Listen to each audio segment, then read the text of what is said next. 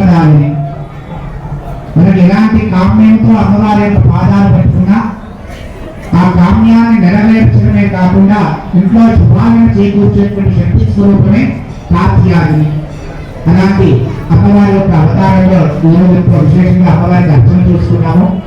రేపు శుక్రవారం 5వ రోజు అమ్మవారికి మహాలక్ష్మీదేవి.